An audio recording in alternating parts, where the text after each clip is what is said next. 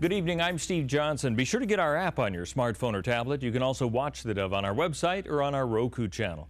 Well, from the Dove newsroom at this hour, Oregon State Police say freezing rain has caused multiple crashes on Interstate 5.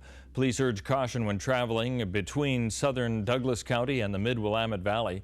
The agency says several crashes occurred near Myrtle Creek this morning, and one of its patrol cars was struck while responding to a crash. No injuries have been reported.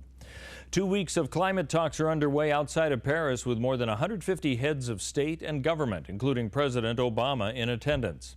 At an event focused on clean energy, Obama said governments can set targets for curbing emissions, but it's scientists, investors, and workers in the private sector who will determine whether the goals are met. He says improving energy efficiency won't be enough without new inventions and technology. As world leaders continue to discuss global warming in Paris, over 300 protesters have been released. The activists clashed with police yesterday at a main Paris square. Though not violent in nature, a rally in Ashland supporting changes in global warming was also held over the weekend. Those rallying, like Alain Journet, say it's a singular action he says has conservative roots. What we globally need to appreciate is addressing climate change is the only way we can protect our planet for future generations. And I will submit it's the conservative thing to do. Now, while Journet would like to see the U.S. take the lead in the global warming front, he says China is actually ahead of the United States in making changes he says are needed. Marion County authorities say a climber has died from a fall on Mount Jefferson. Rescue efforts began Sunday after 32-year-old Thomas Fountain fell into a crevasse while climbing with his wife. Searchers could not reach the couple until Monday morning because of the difficult terrain.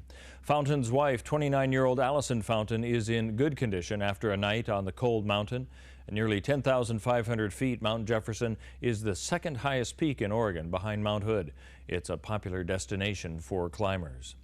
Oregon school officials preparing for a new law that will allow parents to opt their children out of taking standardized state tests. Districts have until early January to give parents information about House Bill 2655, which goes into effect January 1st. Well, let's take a look now at what we can expect on the weather scene for our area. And for Northern California and Wairika, partly cloudy tonight, a low of 23, then a high of 47 tomorrow, just a slight chance of rain both Tuesday and Wednesday, a high Wednesday expected around 52. Moving into the Klamath Basin, partly cloudy and 18 degrees for a low tonight, then 41 the high tomorrow.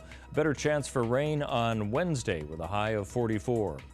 Moving along the Oregon coastal area, partly cloudy tonight, low of 41, then a good chance for rain Tuesday and Wednesday, a high tomorrow of 59, Wednesday, a high of 60 expected.